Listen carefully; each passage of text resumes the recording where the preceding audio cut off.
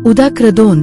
आज बरेच बौद्धाचार्य सन्मानीय अपवाद वगळता काही गाथा पाठ करून ते धार्मिक विधी करीत असतात, तर काही प्रवचने ही देत असतात, पण त्यांच्याकडे पाहता क्षणीच किंवा त्यांच्या सानिध्यात आलो तर त्यांच्या बोलण्यातून एक प्रकारचा अहंभाव दिसून येतो. उदाक्र 3. एक उपासक सन्मानीय अपवाद वगळता जो अष्टशिलांचे पालन करतो, उपोसथ व्रत धारण करतो, त्या उपासकांतही अशाच प्रकारचा अहंभाव निर्माण होत असतो. तो इतरांना कमी लेखतो. जीवनात शील पालन करण्याचा अहंभाव निर्माण होणे यालाच सीलबद्ध परामास म्हणतात. याच बंधनाला आपल्याला तोडून टाकायचे आहे.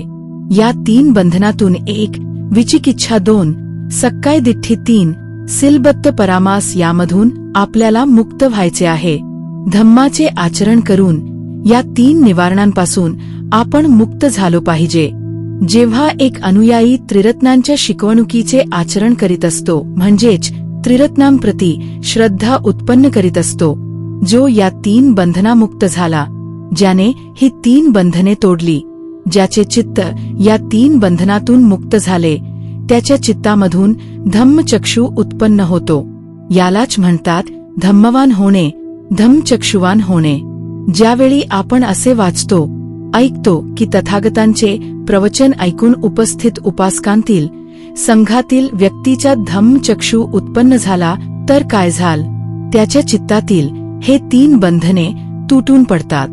बाबासाहेबांनी आपल्याला धम्मदीक्षा देण्यापूर्वी किंवा आत्ताही काही प्रमाणात समाजातील काही मते अशी आहेत की त्यांच्या उद्धार जीवनातले दुःख फक्त त्यांच्या देवी देवताच करू शकतात, कारण आजही त्यांची अशी श्रद्धा आहे की तेच आमचे सुखकर्ता आणि दुःखहर्ता आहेत. पण धम्मदीक्षा मिळाल्यानंतर, त्रिरत्नांच्या शिकवणुकीनुसार आचरण केल्यानंतर जे खरे खमुक्तीचे चित्र दिसत आहे, ते पाहून जे त्रिरत्नांच्या शिकवणुकीवर, बाबासाहेबांच्या ज्ञानावर विचिकिच्छा शंका उपस्थित करीत होते, ते आता त्रिरत्नांवर, बाबासाहेबांवर डोळसपणे श्रद्धा व्यक्त करीत आहे. त्यांच्यातली शंका विचिकिच्छा दूर होत आहे. तथागतांच्या अनित्यतेचा सिद्धांत समजल्यावर मी व माझे असे काहीच नाही ह्याची जी बंधन होते, सक्काय दिठ्ठी, हे तोडून टाकतो.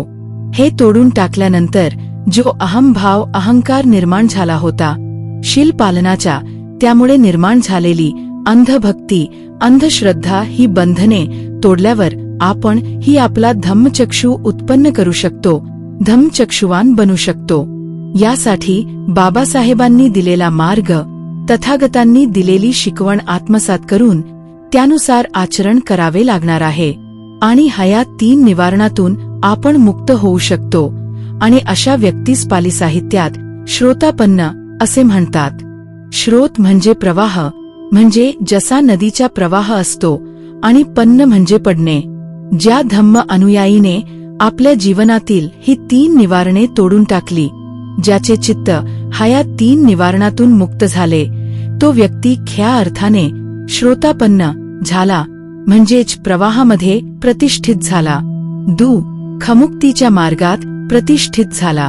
यापुढील पाया सकृतागामी, अनागामी, अर्हत अशा आहेत. या 3 निवारांसोबत इतर 7 अधिक निवारणे आहे, म्हणजेच एकूण 10 निवारणे आहेत. 4 कामराग, कामवासना. 5 पटीग, क्रोध. 6 रूपराग, अरूप देवलोक प्राप्तीची इच्छा.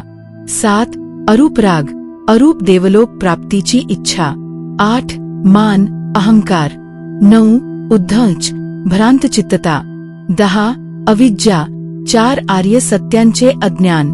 ही पुढील निवारणे जसं जसं धम्माच्या मार्गात अधिक प्रतिष्ठित होत जाऊ, तशी ती निवारणे तुटून जातील आणि निब्बाणाची सर्वोच्च पातळीचा आनंद प्रत्येक व्यक्तीला घेता येऊ दे, अशी मंगल कामना, मंगल मैत्री व्यक्त करतो.